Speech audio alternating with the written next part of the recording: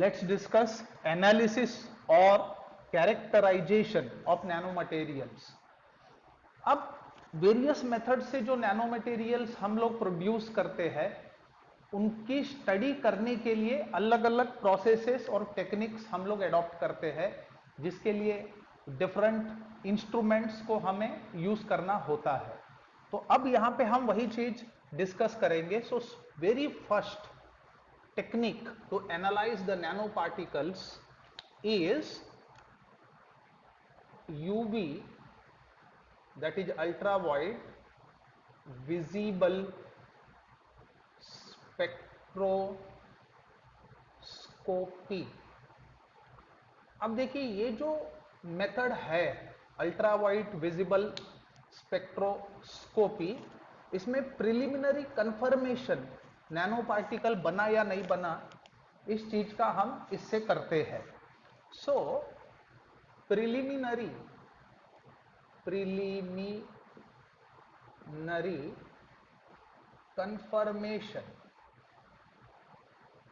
Confirmation of formation of nanoparticles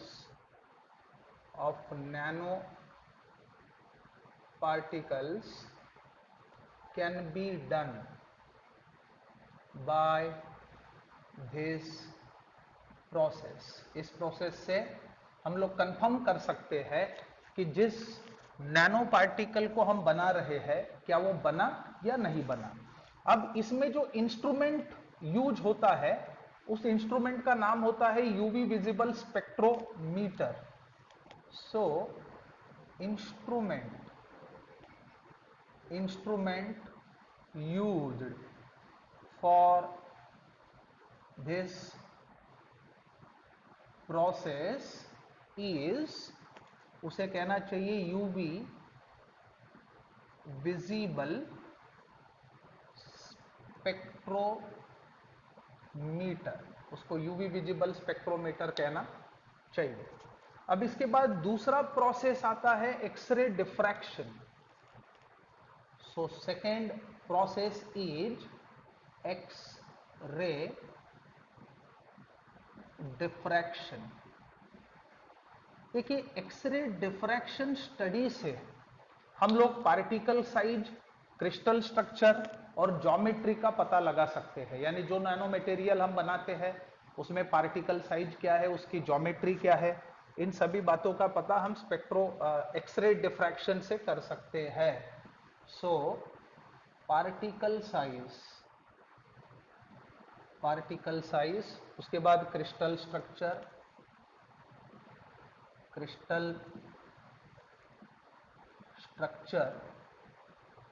and geometry of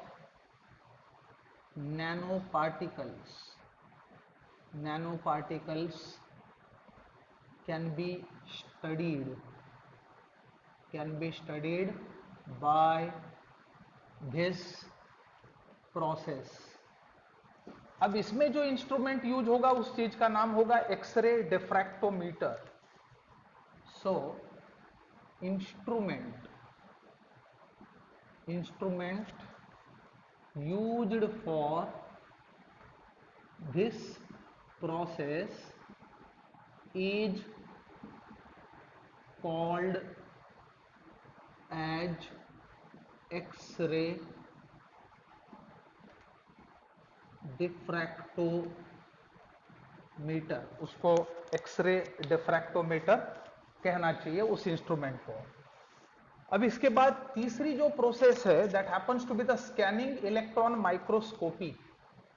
so third process is scanning electron microscopy. This is the third process.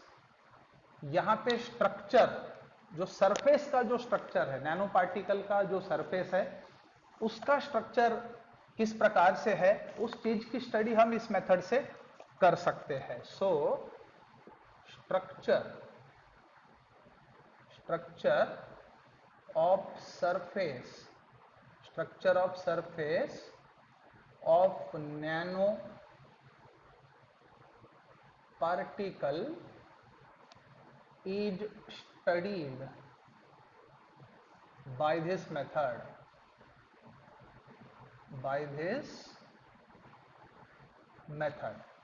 और यहां पे जो instrument use होगा वो होगा scanning electron microscope.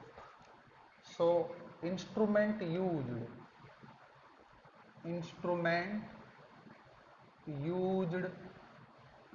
in this process is scanning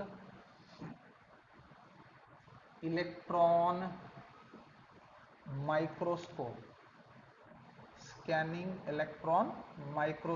ये उस instrument का नाम है. इसके बाद fourth process is transmission electron microscopy. Transmission electron microscopy एक प्रोसेस है जिससे हम पार्टिकल साइज का पता कर सकते हैं. यानी जो नैनो पार्टिकल हमारे पास है या हमने बनाया उसमें पार्टिकल साइज क्या है, that can be identified using this technique. So particle size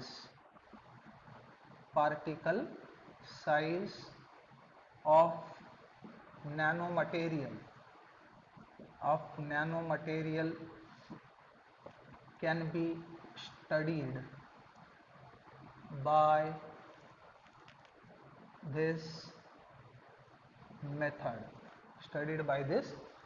अब इसमें जो हमारे पास इंस्ट्रूमेंट होगा उस इंस्ट्रूमेंट का नाम होगा transmission electron microscope. So instrument used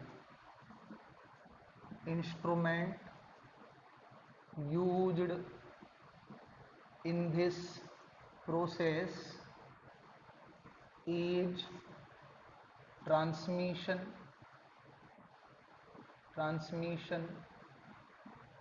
electron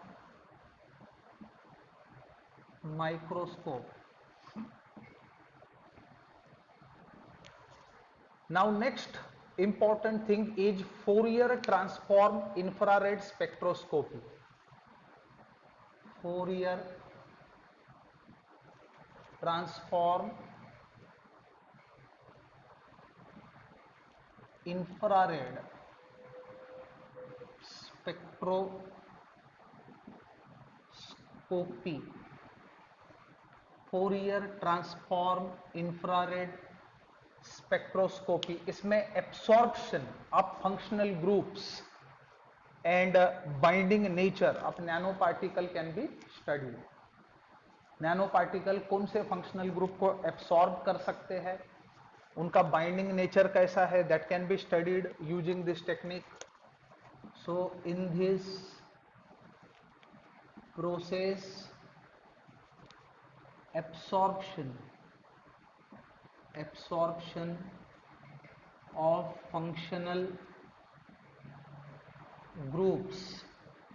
absorption of functional groups and binding nature is studied. ये चीज यहां पे होता है और इसके लिए इंस्ट्रूमेंट जो हमारे पास होगा वो होगा Fourier transform infrared spectrophotometer. Fourier transform infrared spectrophotometer is the name of the instrument. So instrument used in this process is Fourier transform infrared spectrophotometer.